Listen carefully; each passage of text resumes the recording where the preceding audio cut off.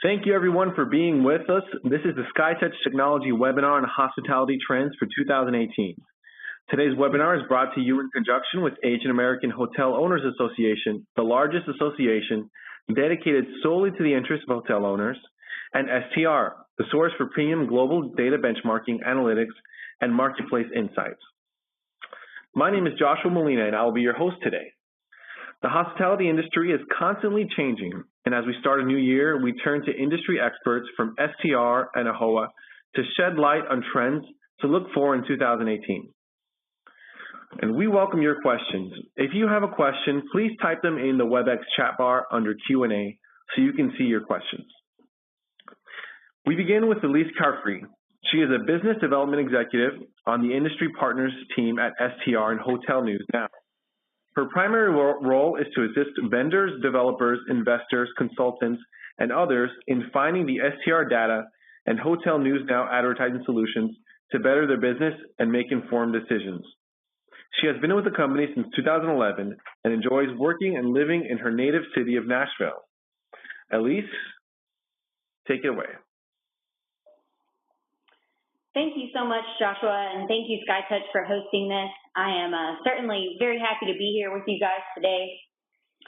We will go ahead and dig into the U.S. hotel industry performance. Let's take a look at our agenda. We'll start with the U.S. class overview. We'll start with the U.S. review. Then we'll take a look at our classes. We track economy all the way through luxury. We'll take a look at some of our top markets and how that's affecting the U.S. as a whole. We'll look at our development pipeline through those various phases before they come into supply. And then last, but certainly not least, we'll take a look at our forecast. STR uploads all of our presentations to our digital media arm, hotelnewsnow.com. So with a complimentary login, you can go to View All Data Presentations and download them from there. Okay, let's jump straight into the U.S. December was more of the same, which is great. Records were stronger than we could have even expected. A lot of it brought on by the unfortunate events and hurricanes in Q4. December was really, really strong. RevPAR was ridiculously high with a 4.6% RevPAR growth, mainly driven by demand. Occupancy was a 2.3% growth, still selling 2 out of 3 room nights. December room demand grew 4.3%. That's actually faster than any month in 2017, 2016, and 11 months out of 2015. December room demand was off the charts strong for upscale and upper mid-scale hotels. The in-construction rooms declined again from last year, 3.7% down. This is the 3rd month consecutive, so we will expect this to be a trend.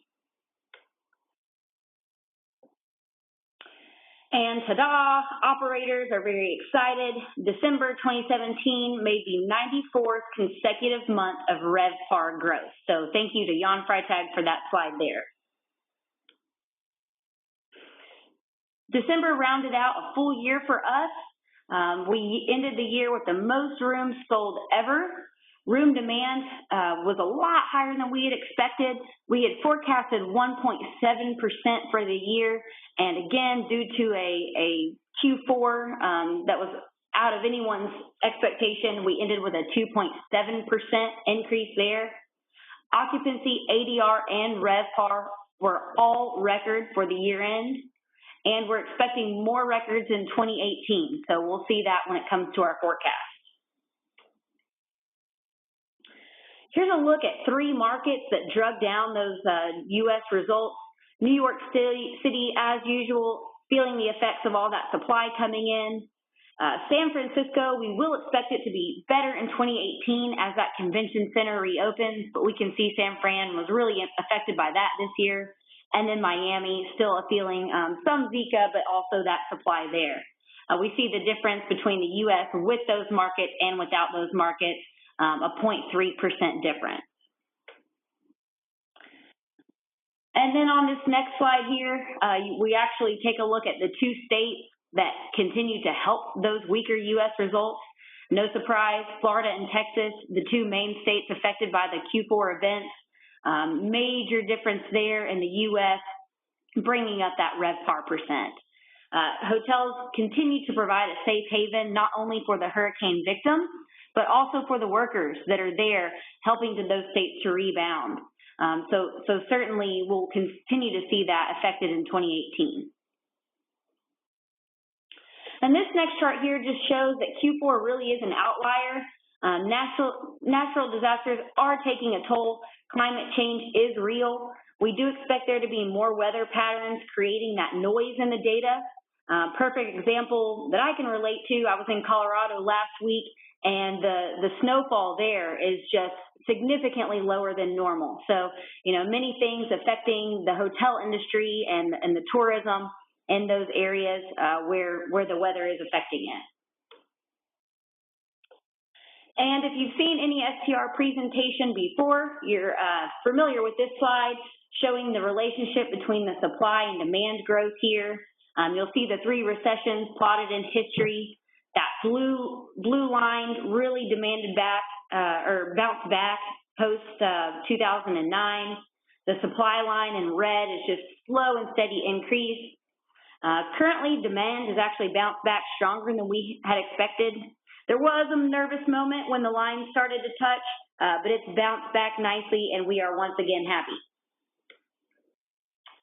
So next, let's take a look at our classes. Again, we track them economy through luxury. So this is a look at year-to-date. Here we see upscale and upper mid-scale had huge increases in supply there in that red bar, but it does not matter because there's a huge increase in demand as well. Hoteliers are clearly building what travelers want, and that is evident with that demand continuing to outpace the supply. All scales are building with the exception of economy, and every single class is building more rooms, or selling more rooms, excuse me. Here we're looking at ADR growth, it's driving that RevPAR growth. Mid-scale and economy classes have seen the highest percent change both in ADR and occupancy year to date. These lower end classes have clearly recognized their opportunity for pricing power, more so than the upper tiers at least.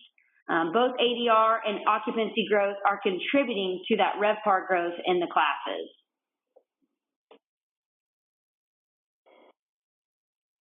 Here we're continuing to sell 7 out of 10 rooms in the upscale and upper mid-scale, despite those huge supply increases that we just saw. Leads us to believe or wonder, why the ADR increases are surprisingly low, considering that occupancies are faring quite well. Let's take a look at some of our top markets in the U.S. It was a good year for most markets, but not all. Here in Nashville, everywhere you go, you see the bride tribes in their matching flair, creating a 74% occupancy and a 6.2% increase in ADR. Tampa, St. Petersburg, and is feeling the effects of the Irma hurricane with a 4% increase in ADR. The inauguration Women's March positively affected Washington, D.C. as well. On the opposite end of that spectrum, we've got Miami still feeling the new supply. San Francisco, between the Super Bowl in 2016 and the Moscone Center being closed in 2017, they did see some decreases in ADR. However, we will expect for that to rebound in 2018. New York, like I said before, usual new supply. And then Minneapolis, they saw a huge increase in supply prepping for the Super Bowl. And we expect for next year, they'll see some, this year, they'll see good results. Next year, they'll see bad results. So a good year for Minneapolis, followed by a poor year for Minneapolis. One market that's not on this chart here is Houston. It'll likely go back to the doghouse between the Super Bowl and the hurricane. So more of that to come.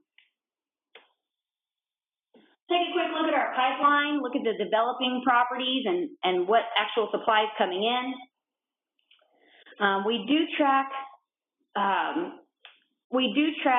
unconfirmed, which means that the project doesn't have a contract on the property. However, what you're looking at on this slide is the under contract. So that's the cumulative of the planning, final planning, and in construction phases.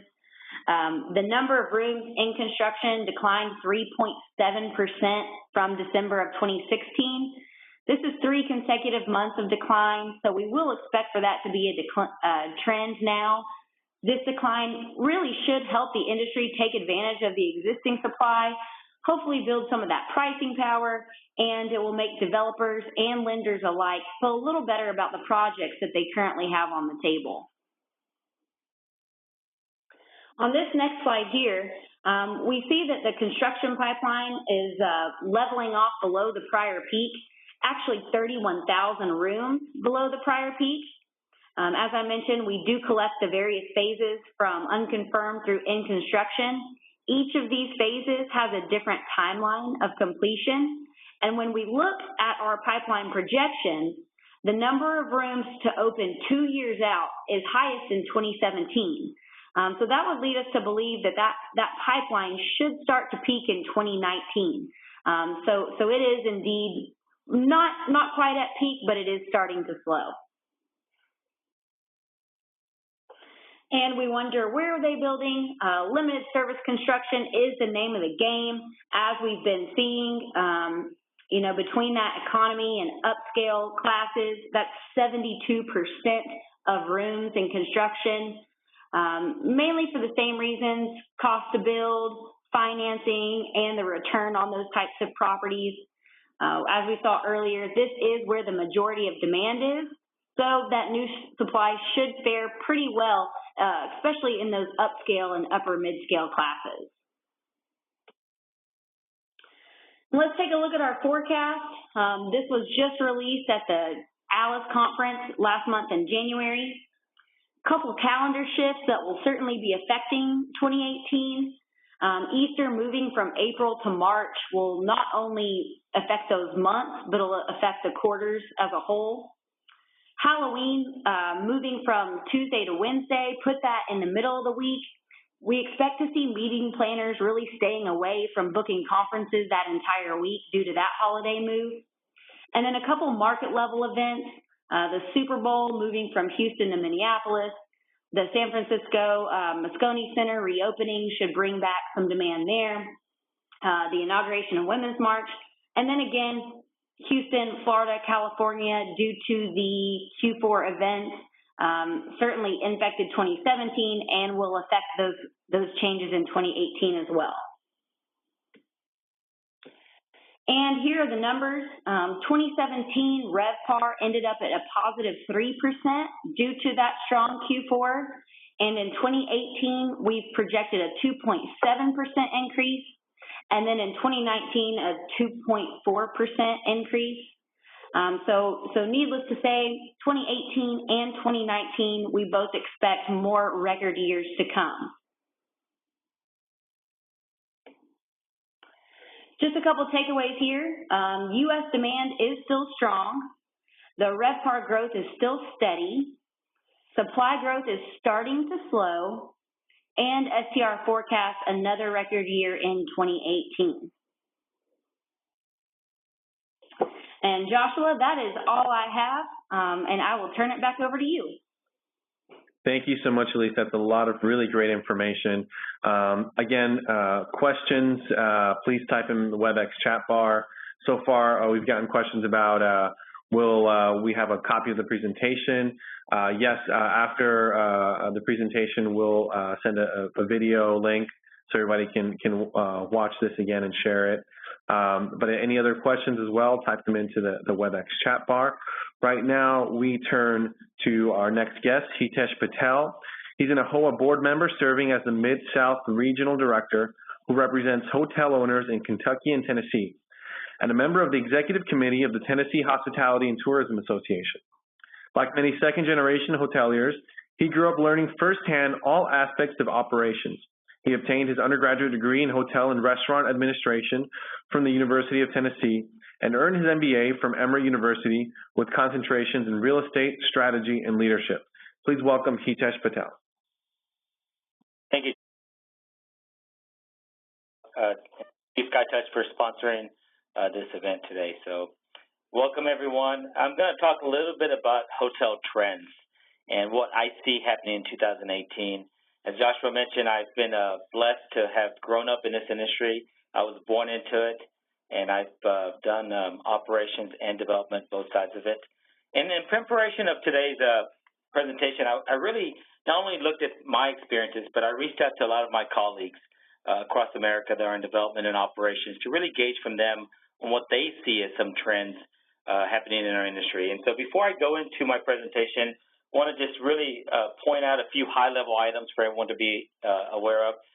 As Elise mentioned, the industry is doing really well. 2017 was a record year. You saw occupancy, RevPAR, and ADR hit record numbers, and you saw demand exceed supply, which is what we always want to see.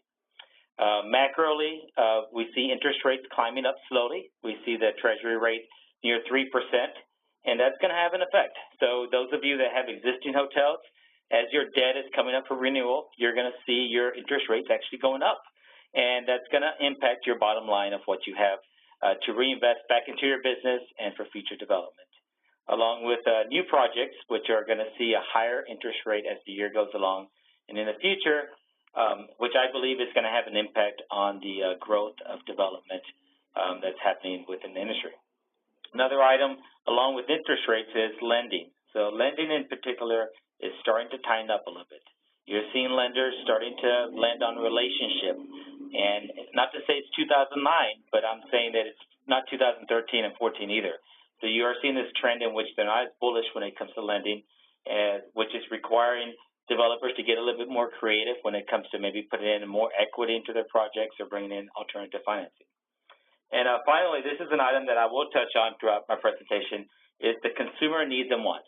So those of us in the industry, we're constantly trying to understand our consumer and what they need and what they want. And one facet that I've noticed that's happened across the spectrum, not just in leisure but in the corporate travel, is that our consumers are starting, there's a niche of them, they're starting to want more localized feel when they stay at their hotels. They still want the consistency of a brand, but they want to know that they're in Pittsburgh, or they want to know they're in Dallas or in Nashville, and they want that local flair within the hotel. They're also wanting to have more walkability to local attractions. And this has really impacted some of the decisions that have been made by some of our parent brand companies along with franchisees. So on the next slide right here, you'll see that this is just an example of some of the new hotel brands that have been introduced. Now, many of you will be surprised to note there's been 70 hotel brands introduced since 2015. 34 of them are just in the United States. And those 34 brands, as of the end of Q4 of 2017, have developed 61 hotels and right over 12,000 rooms. And that number is doubling in 2018. So in 2018, we're going to have another 10,000 rooms coming up that's currently in construction between all of these new brands. Now, the ones I pointed out here, what's interesting about these brands, if you see them, is that they all have this common thread in which they're going after a consumer that is looking for a localized flair, that's looking for an independent feel when they're in their hotel, but yet they want the consistency that a brand can give them. Most of these brands are marketing themselves as the provider of this individualized care, along with focusing their money not on the size of the room, but on the amenities they offer their guests, along with the location that they're in.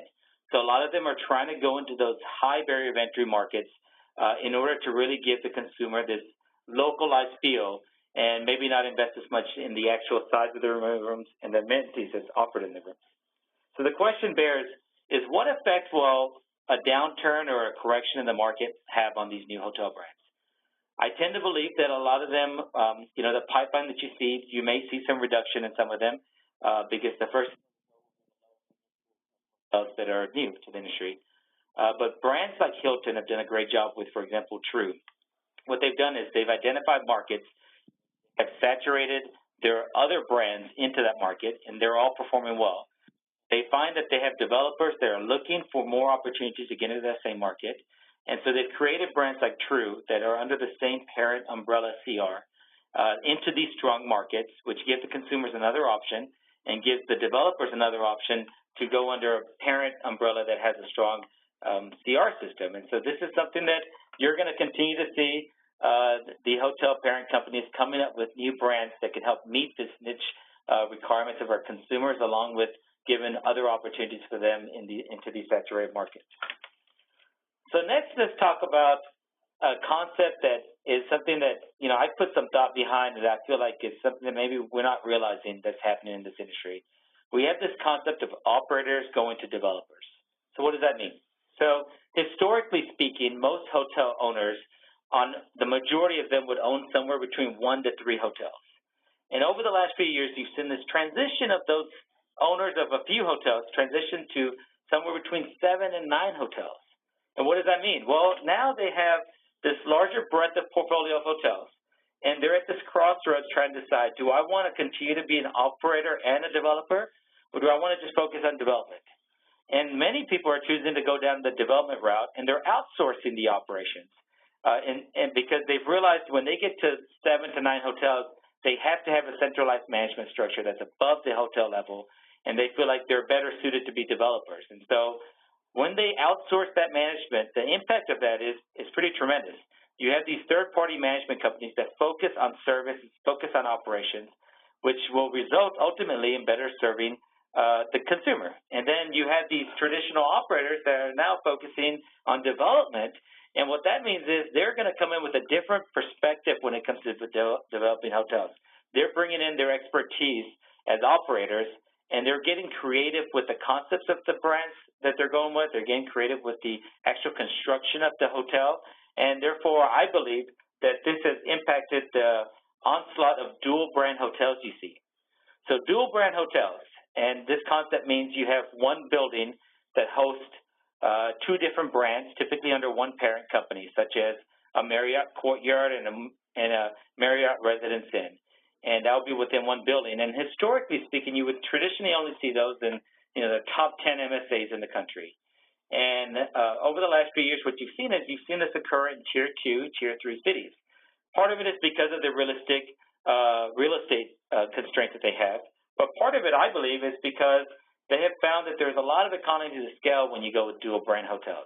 You're able to cross-utilize the management. You're able to provide services to a breadth of different consumers, from extended stay to leisure to limited service guests, all under one roof.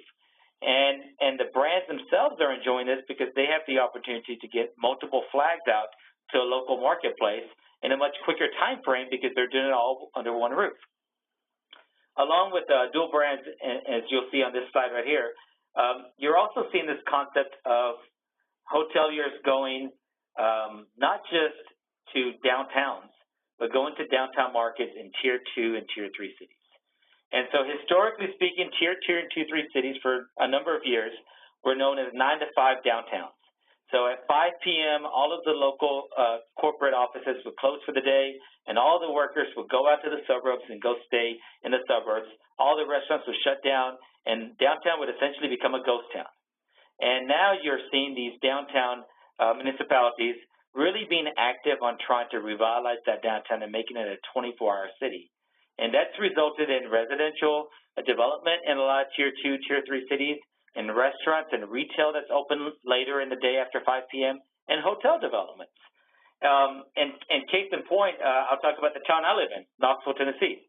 So in Knoxville, Tennessee, what we've seen happen is in the last 24 months, the number of hotels that have been introduced or are under construction or that are going to open later on this year have nearly doubled the amount of rooms available in downtown Knoxville. And that's not an isolated case. That's something that we're seeing across the country in Tier 2 and Tier 3 cities. And I think the reasoning is, it's kind of logical in hindsight. So these downtown markets, you have great infrastructure already in place. And that means that you have great bus routes, which allows employees to be able to get to work easier. So it makes you more attractive as an employer.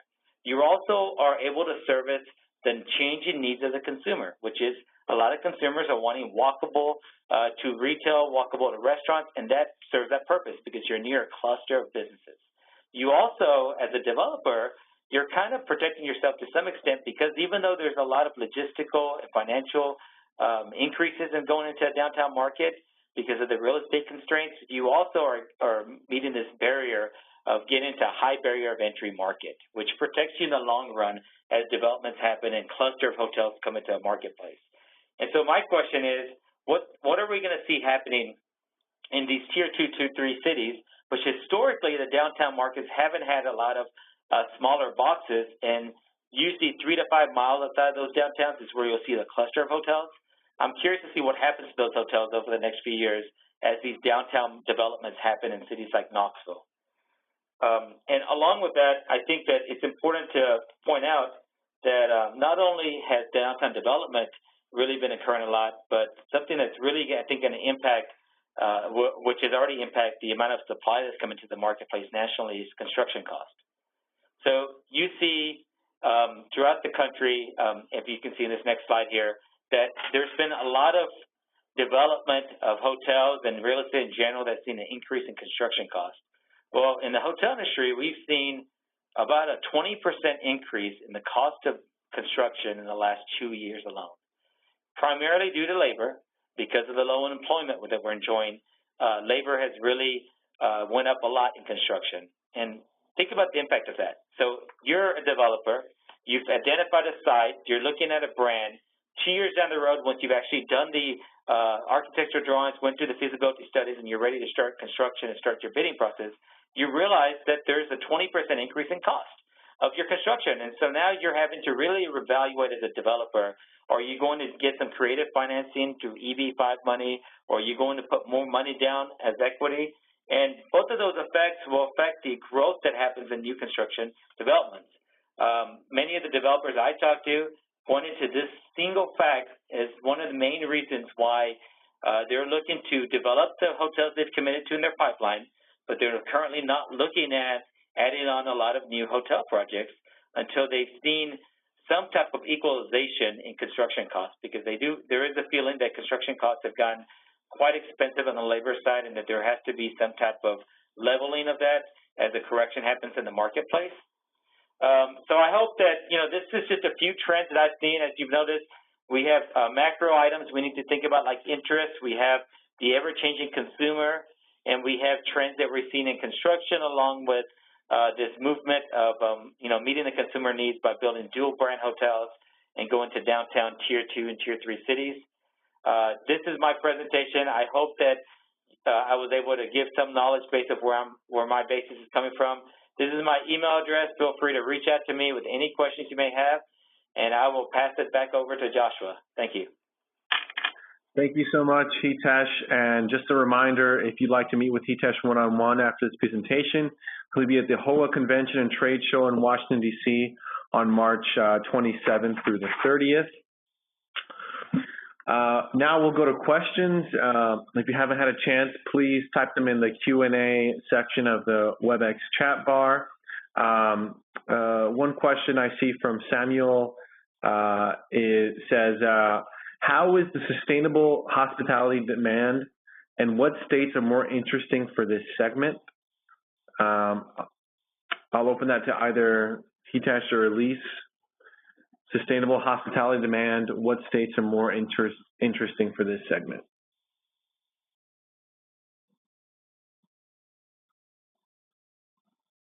Yes, I think Elise, this is Hitesh. Elise, you may have, I don't know if you have it available with you. I know that STR has a breakdown of supply and demand by state.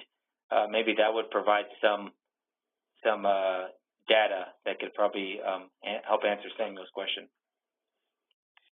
We certainly do. That would just really vary state to state. So off the top of my head, I don't know any particular ones that stand out. Really going back to that one slide where I covered some of the top markets, any of those that are seeing those increases in occupancy is directly in relation to the increase in demand. So Nashville and some of those other top ones that are experiencing those occupancy increase, that's increase in demand. Other areas, such as New York, it's a constant joke, but regardless of how much new supply comes in, New York is still in the 80% occupancy range. and it just continues to amaze us. That demand is always steady. So certainly able to look at state by state if that was something of interest, just not something I have off the top of my head. Great. And the next question is pretty similar. What cities are experiencing the most downtown development? I don't know if you guys have any insights on that, or that's something that we need to maybe look at separately offline. New York and Nashville are currently in the top two. I remember a presentation I did back in November. New York was at the top, and now Nashville is. So those are the top two. And then from there, I would have to take a look at where the most is.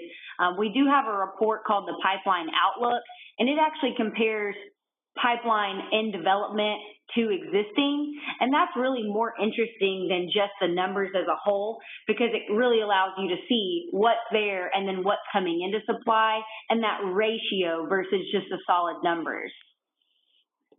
Great. Thank you, Elise. I think this next question is probably more geared to Hitesh. Why go dual brand on some investments? Well, I think there's a couple of reasons. One is economies of scale. So what will happen is maybe you're into a high barrier market, which you've got in a little bit higher land acquisition costs than you like.